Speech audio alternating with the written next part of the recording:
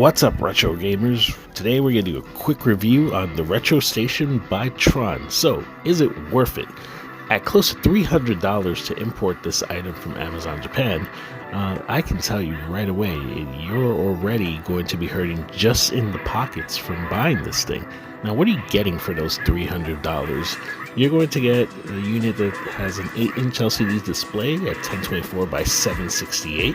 So one of the largest displays that I've actually seen on units like this, and you can see it here next to the Sega Astro Mini and the Neo Geo Mini. They are just small in size compared to this monstrosity. It is huge, my friends. Now, it does have a very cool retro look. It reminds me of those old televisions.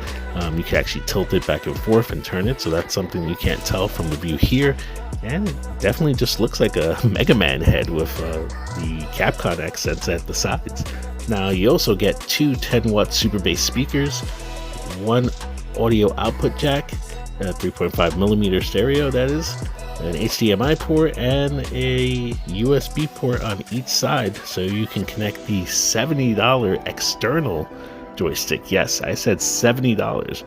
Now we're getting in a really pricey area here when it comes to this unit. Now, from the games that come on the unit, you are only getting 10 games, my friends. 10 games, 5 Mega Man games and 5 Street Fighter games, and that is it. This is a paltry size compared to the games you get on the Neo Geo Mini and the Sega Astro City and most of the other retro consoles that you see out there nowadays. You're getting something so small for such a hefty price. Now, I will say the display is fantastic. It's a beautiful display.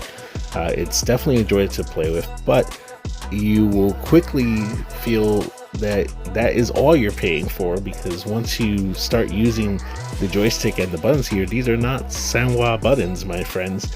These are really cheap buttons, honestly. It feels like the buttons when you played at the arcade and they've been beat on for 2-3 years. That's how bad they feel.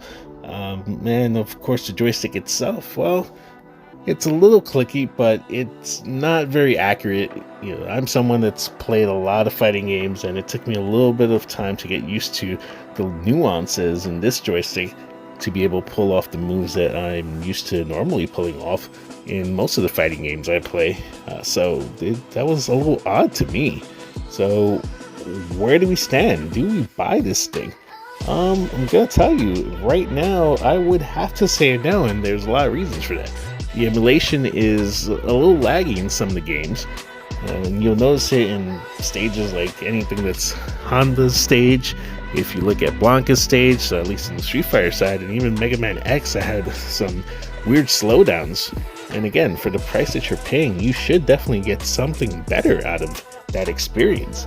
And now in my unit specifically, I think the HDMI port is defective. It's just one of those things where I can't connect it to anything. Whatever I connect it to, the colors are off, or it doesn't give me an image at all. So considering the amount of money spent, well, that's very disappointing. So hopefully it's a firmware issue instead, and it could be fixed with a download, but there's nothing on the manufacturer's site as of yet, and plenty of other folks have been complaining about various other issues. Some units have just stopped working. So if you're looking for something nice to put on your desk, sure, this is it. But if you're looking for something that you actually want to use and enjoy, I'd have to say stay clear, especially because of the price tag.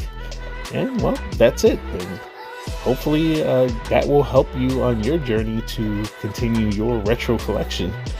Again, it's one of those things, if you just want it on your desk, go for it. But if you actually want to play it and use it, connect it to a larger display, play with friends, I don't think it's worth it.